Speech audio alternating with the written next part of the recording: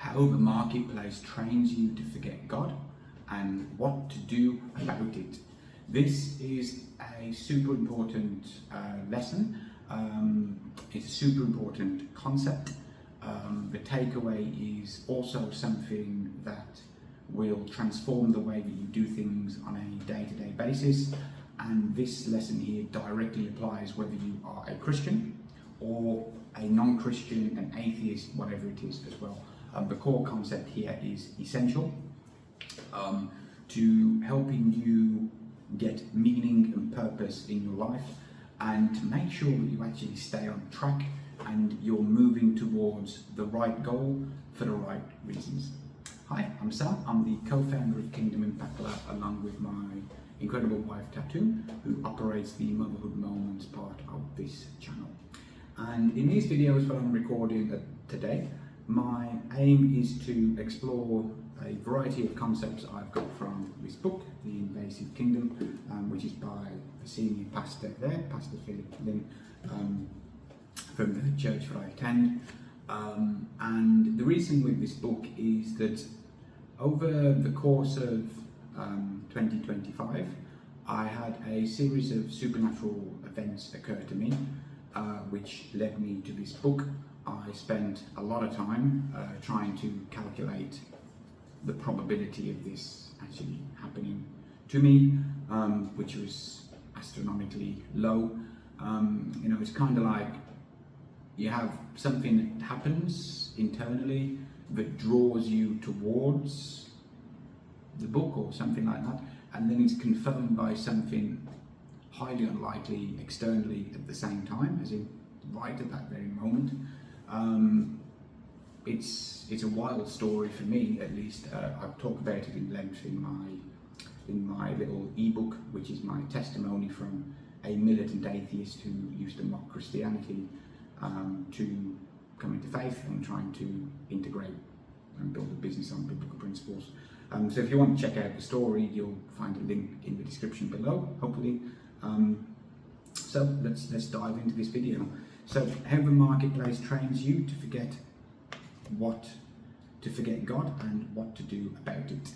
And this applies both to Christians and to non-Christians. So first there's a little verse from Romans 12, chapter 2, I think, which says, "Do not conform to the pattern in this world, but be transformed by renewal of your mind." I think I've got that right. I cannot read my own handwriting. So do not conform to the patterns of the world, but be transformed by renewal of mind. And so the way to interpret this is that the way that I interpret this here is that the key here is do not conform to the pattern of the world. So one of the reasons why I like the Bible and what I've found by studying the Bible is that, and this is why, one of the reasons why I actually became a Christian as well, is that the Bible is timeless, eternal, and which means that the lessons and concepts that you read, like the one I've just read, applies today in the same way that it did 2,000 years back when it was written. And it will also apply in 2,000 years in the future. So this is kind of why I like it, because it gives me that solid foundation. And it allows me to know that what I'm doing is based in solid truth kind of thing. And subjectively in my own life, after reading the concepts through the Bible, I understand how it kind of works, and I can see exactly how these timeless truths have applied to me in the past and where I've gone wrong, and then I can understand why I've gone wrong in doing what I did, and the way that I operated, and I understand how I was spinning in circles or all of the various things. So that's just a quick kind of point of the timelessness of a lot of the things that we read in the Bible. So do not conform to the patterns of the world. So in today's age, the patterns of the world would be that we have let's call a spade for one. We have an anti-human agenda being pushed on the world today. I think that is objective. You have different groups around that are trying to push the integration of AI and technology with humans. We have nature worship going on with things with the environment, and all of these things here essentially, as Jordan Peterson talks about in his book We Who Wrestle with God, the way that the world is now, where humanness is being degraded and devalued, the unique individual human is being degraded, and environmentalism has become the new God. What this does is it degrades humans to the same level of value as animals or rocks, and by devaluing humanness and elevating non-humanness, it results in a lot of bad things, especially when the way of thinking through that worldview is that humans are insignificant, which naturally leads to, well, let's just call it a descent in the a descent in the way that people treat each other. It's going to lead to tyranny, authoritarianism, and a whole bunch of other things which we see going on. So that's what the world is now, and that's the trend that we're going towards. The whole things with this track and trace and surveillance, and everything that you do is tracked. It's just, anyway, I won't go down that rabbit hole in this video because it's not directly relevant. And that current worldview, which in the West is increasingly atheist and secular, especially where I'm from in England, and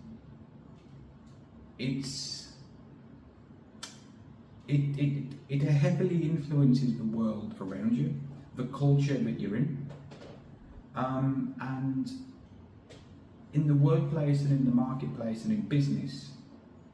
This spirit of the world, which is increasingly becoming anti-human, directly influences the spirit of the marketplace and the business and the world as well. And that is a bad thing, especially when you combine it with the natural spirit of the business world, marketplace and workforce. And that is that predominantly the main goals are transactional. The main goals in business is making money. The main goal in your business is, or in the workforce, or if you're working for a company, is you are working towards hitting and achieving certain targets and goals. And let's say that you've made record profits in this quarter. Well, next quarter, the next goal is, well, okay, we made record profits this quarter. Let's try and increase that by X% in the next quarter. And then so on and so on and so on. And it just ultimately becomes a highly competitive environment where everyone's competing against each other and everyone's trying to hit their targets, sales numbers, conversion rates, whatever metrics that they're given, and that becomes the sole focus of what happens in the company. And the point I'm trying to make is that the marketplace, the workforce and the business world, the number one objective is to make money most of the time. And so what that means is that if at the very top of the company the goal is to make money, this becomes kind of the transcendent ideal, so to speak. And then making money then infuses all of the decisions from the founder, the owner of the company, down, if it's a public company, to the shareholders and the directors and all of those at the top, and then that trickles down to the different managers and down, all the way down to the managers in this, the managers of a small group of people, which then push it down onto the individuals working for it, and then the individuals who work for the company at the bottom of the ladder. They are also then subconsciously directed by the main goal, which is money, which directly influences the work that they do. And so we would look at this from the top. If you've got a publicly traded company, which is for a lot of, well, for some businesses, is the goal that you want it to be publicly traded on the stock exchange, because that's where you make the most money. Again, making money.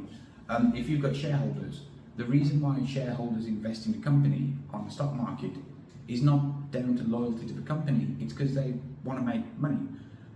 If a company is growing and increasing in value, they buy their shares because they think the shares are going to go up, so they can then sell the shares in the future and make a profit. If the company goes through a bad patch and starts to decline, the shareholders are going to sell the stock and get out. There's no loyalty there, because what loyalty is it to some company on the stock market where you've just bought a bunch of shares for?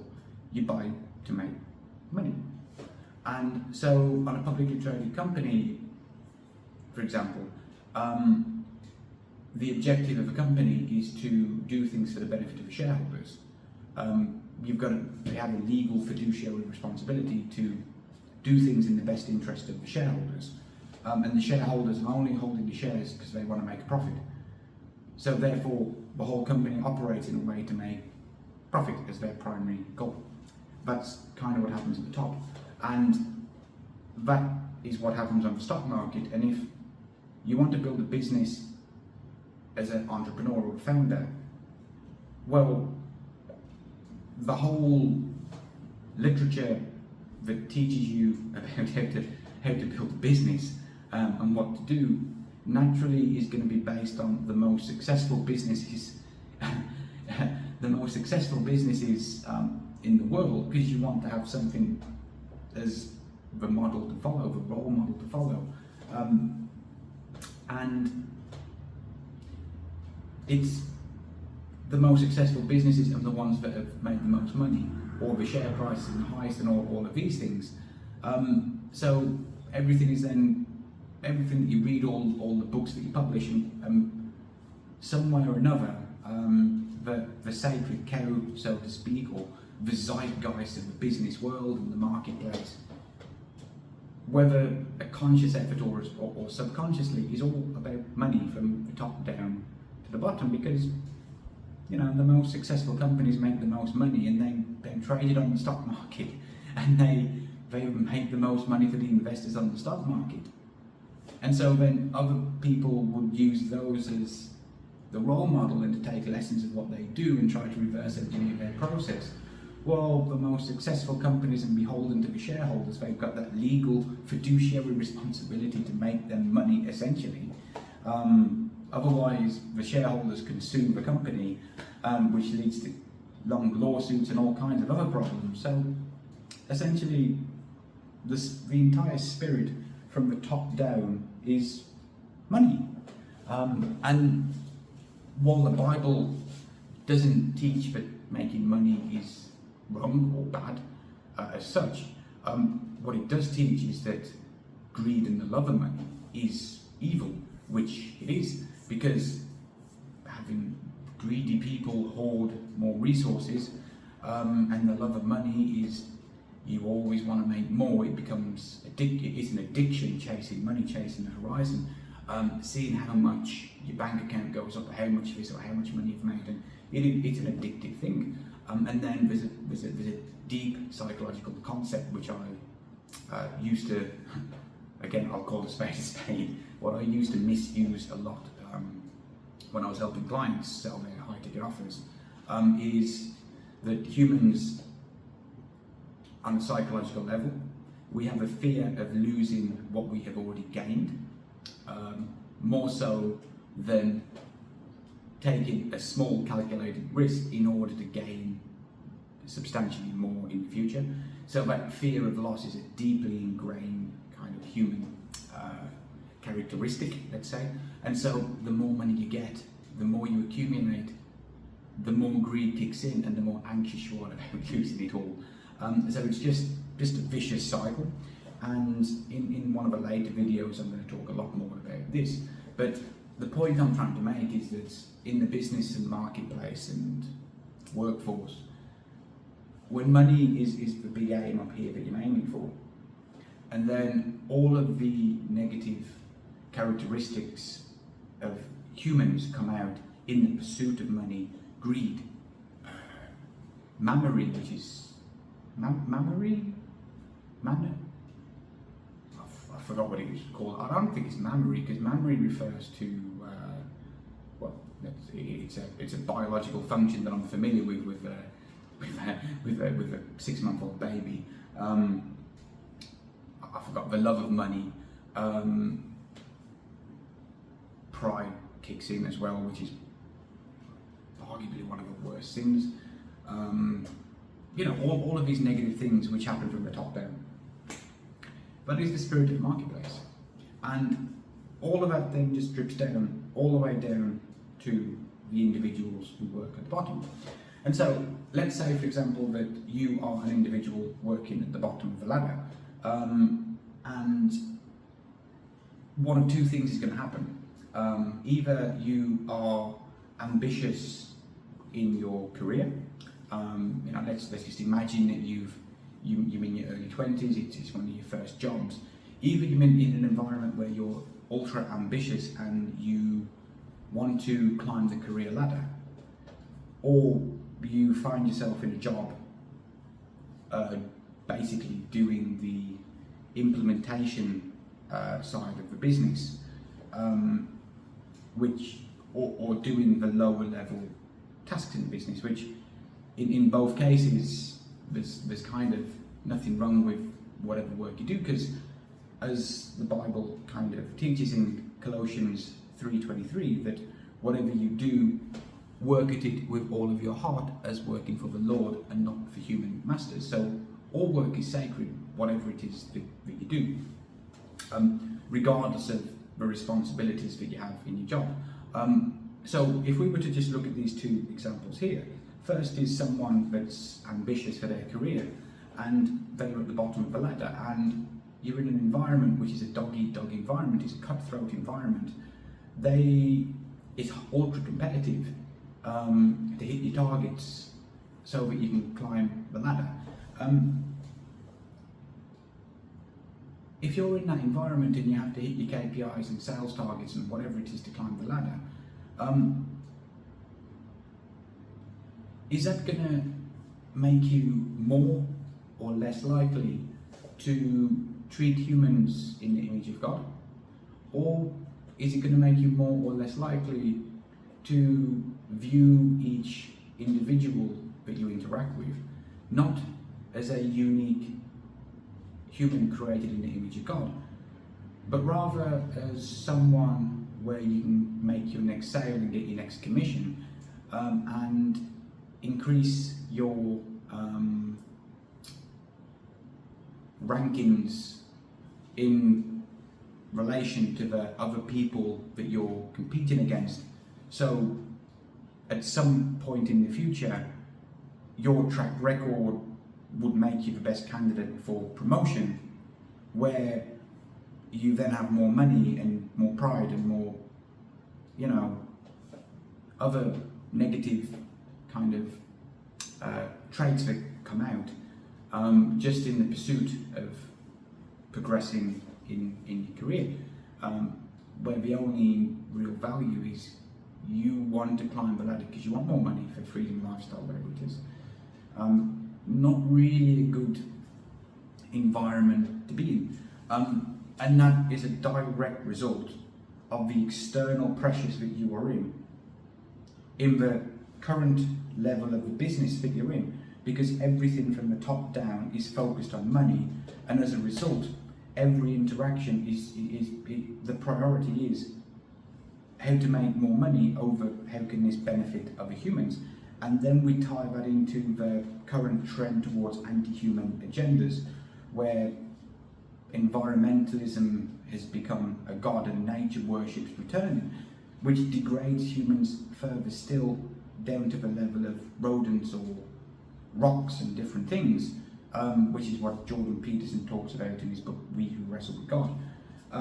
It just ultimately results in interactions which are zero sum, without even realizing that you go into an interaction and I must negotiate this deal here so it benefits me more than you, so I win.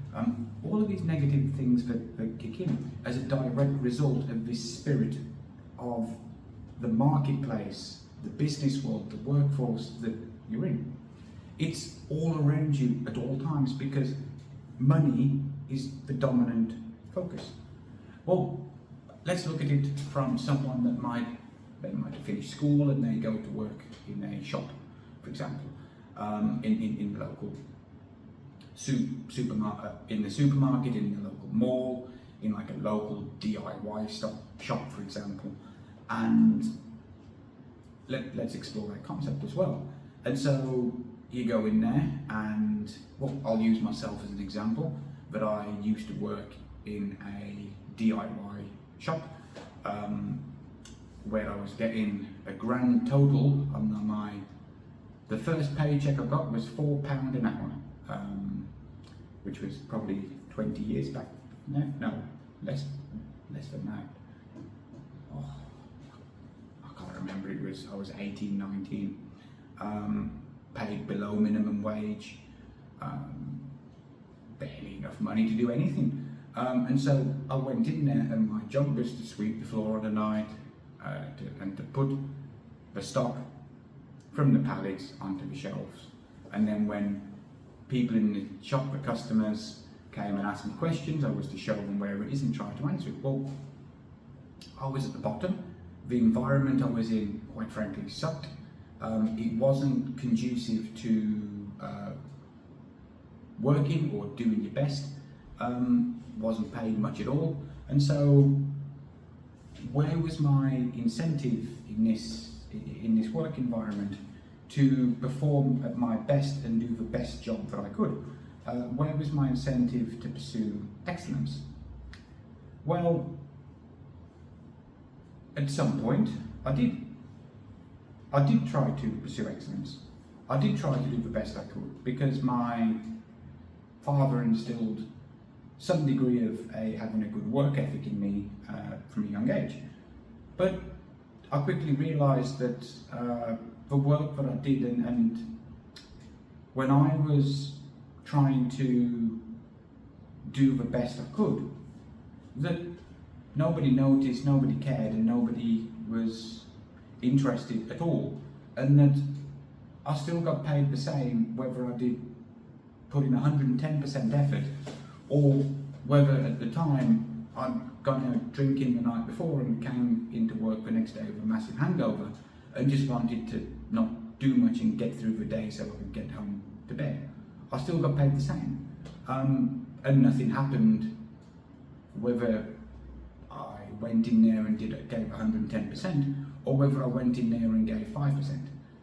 It was the same, and it was just the mindset that I had, and there was no incentive to do good, and that would be because, again, the entire North Star of the business that I worked in was, again, to make money. There was the only reason I went there was to trade my time for an hourly paycheck, nothing more. I couldn't care less about the work that I did. When customers came to me asking me all these questions about DIY and whatnot, I haven't got a clue, and I didn't care. I just told them whatever it was and then left. No care, no diligence, no nothing, because there was no incentive for me to do so. And as a result, for the people that was working with at my level, where I was 18 years old, there was people in their early 20s, and then there were people that were in the 30s and even older that was working, doing the same job. One person was in the 50s that were doing the same job as me and got paid a little bit more than I did. And again, it was that same attitude among everyone. They can go in there to trade their time for money. The work that they did was just a means for an end, and if they could get away with things, they would. Mediocrity and laziness dominated because there was no incentive to do so. And again, it's a direct result from the purpose of the company, which is to generate revenue.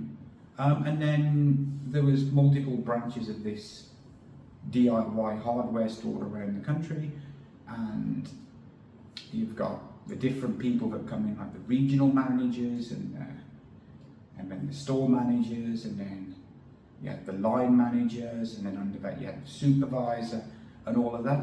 And because of the way that it was there, that sometimes we have different managers coming to the store and people taking over, and their only job there was to increase the performance of the shop. Again, increased performance would mean making more money. So you look at this here from the two examples I've just given. The one I've just described was people that go in and trade their time for money at the doing the implementation at the bottom part of the business, and then you have the other people that are going in where they're trying to climb the career ladder. Everything that they do is dominated by money. That's the nature and the spirit of the secular world. So if we go back to the title of this video, how the marketplace trains you to forget God and what to do about it, whether you're a Christian or not. The whole point here of the long introduction was to set the stage for the fact that if you go into work, if you operate your business, if you go into the marketplace and you go in there and you just go with the flow, so to speak, all of this transactional the transactional spirit, the making money spirit, the hitting your sales targets in a competitive aspect, all of this negative spirit is already present. It's a pre-existing within the environment that you go to. It's the zeitgeist of the marketplace. It's the zeitgeist of the culture. Well, at least there's undertones of this attitude in the culture around the world, but particularly in places like England in the West, and which is not good. And essentially,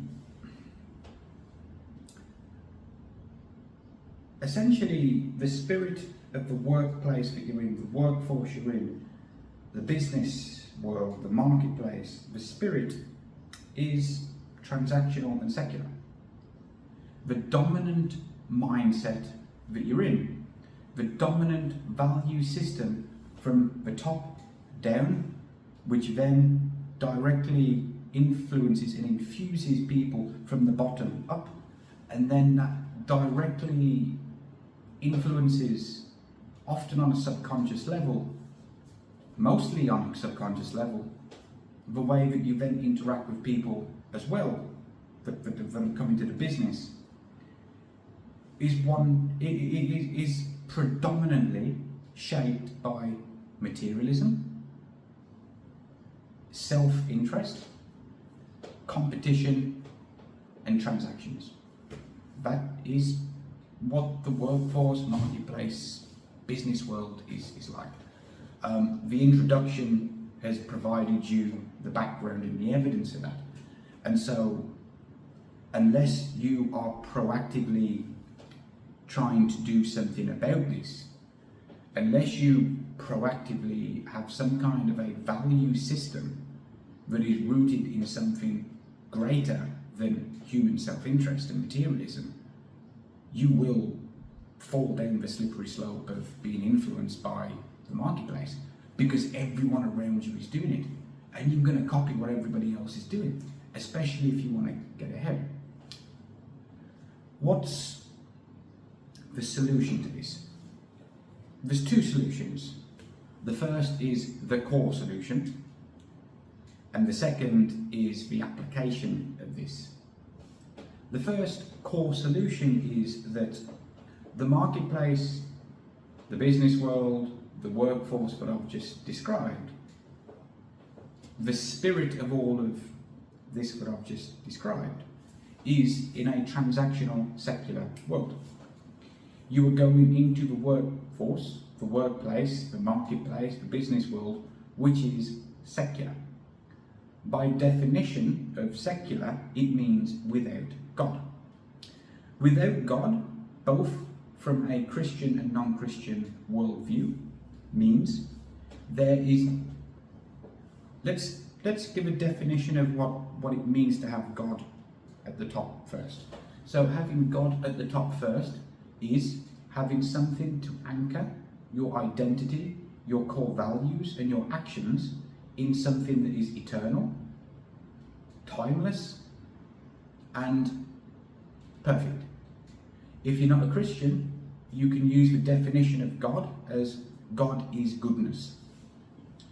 God is good is a characteristic of God from the Christian perspective, but also having your definition of God is goodness to root your identity in something solid, never changing. It applies today as it will apply in 100 years, and it will apply, and it did apply 500 years ago. It is so important to have that as your solid foundation.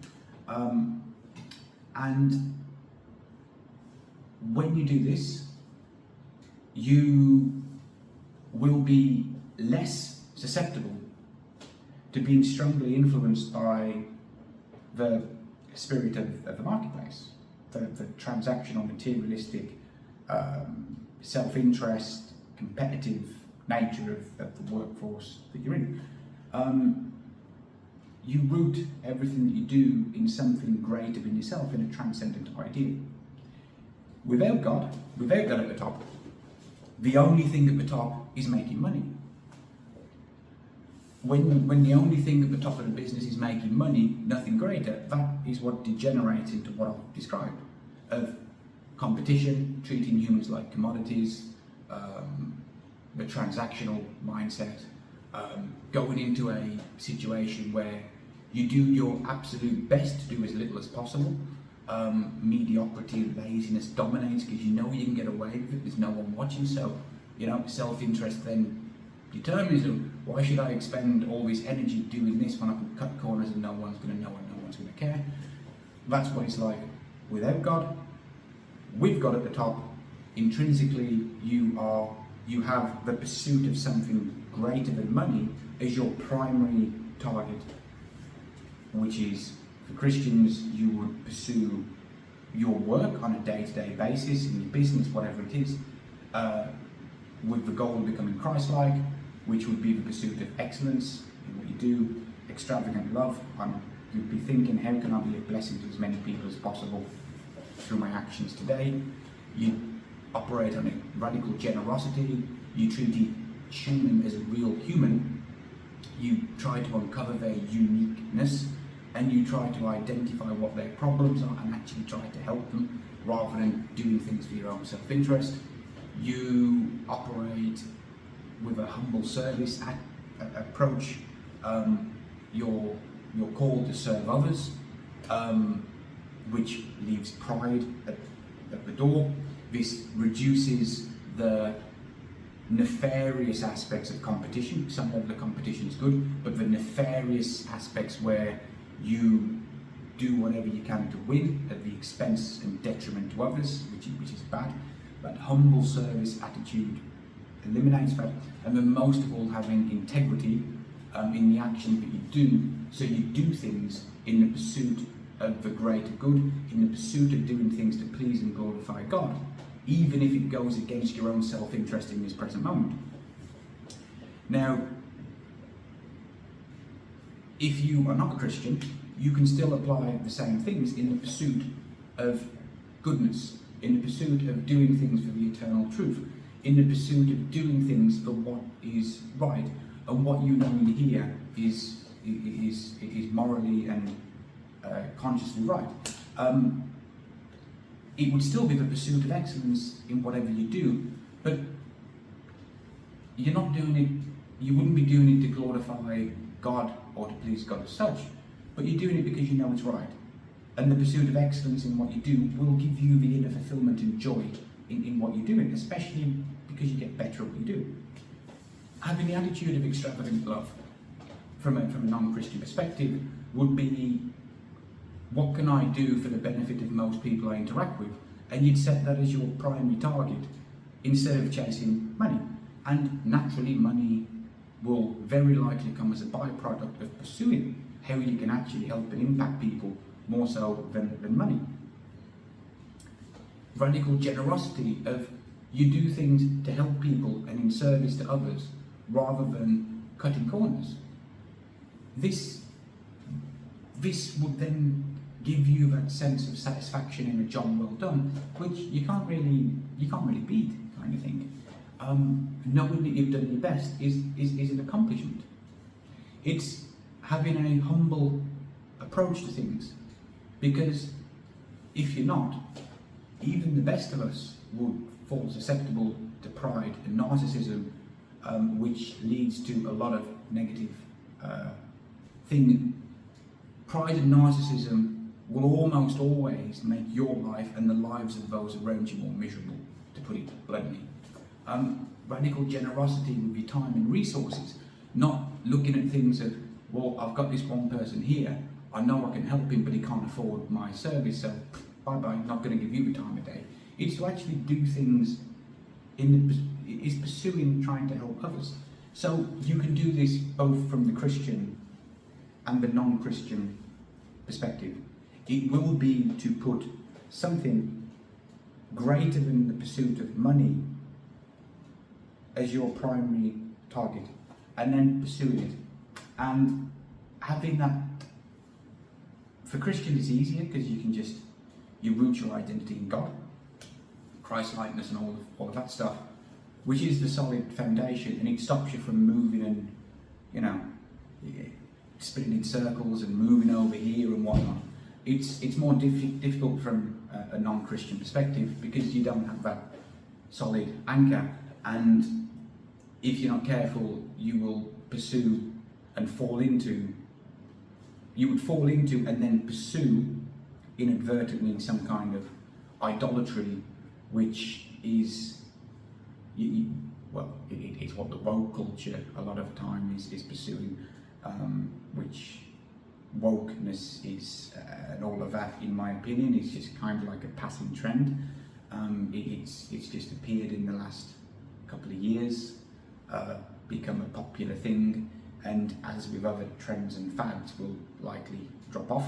And so whether you truly believe in the principles behind wokeness or not, I think the reality is that it's not a timeless, eternal thing.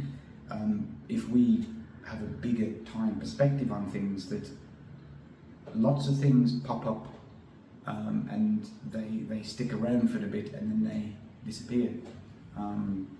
And by rooting your identity and core values in something that on the big picture is a passing trend, it means that when the trend goes, you're going to have to reorient to something else, which is also the next passing trend, and then reorient to the next thing, and then it basically then descends into some kind of relativism where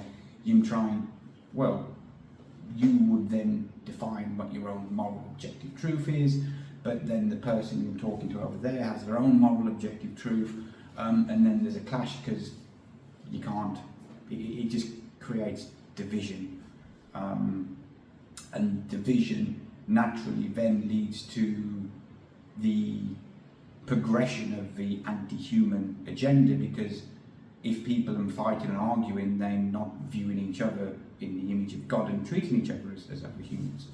And so that's the other aspect of it too. I guess so what's the point? The point is that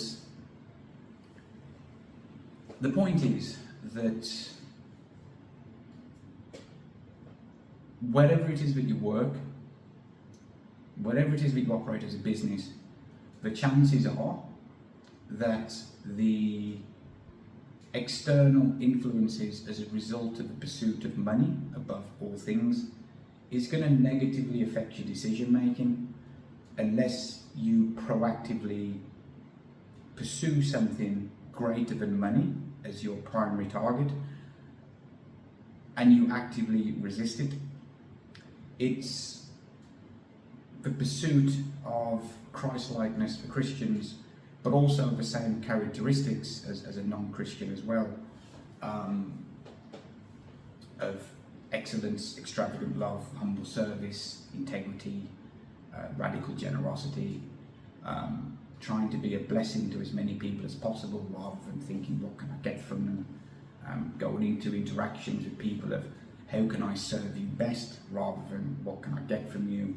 It's going in with the attitude of you are a unique individual human with a unique story and unique gifts, and you are special, rather than you are a commodity and I'm paying you this amount of money for this specific deliverable that you promised to give. And it's proactively making a conscious decision in each moment to practice these characteristics and these traits in order to resist what you will naturally, subconsciously be influenced by in the workforce. And that is how the marketplace trains you to forget God, or trains you to forget what's most important in life, because you're naturally pursued into the chase of money, materialism, self-interest, competition, everything based on transactions rather than doing things for the benefit of others. And the solution is you have to proactively pursue Christ-likeness or the characteristics of Christ-likeness in your moment-to-moment decisions. And you do this enough times over a long enough period of time, then you are automatically acting in a way that you become different. People start to notice that you become different, and that's all I've got for you. See you next time.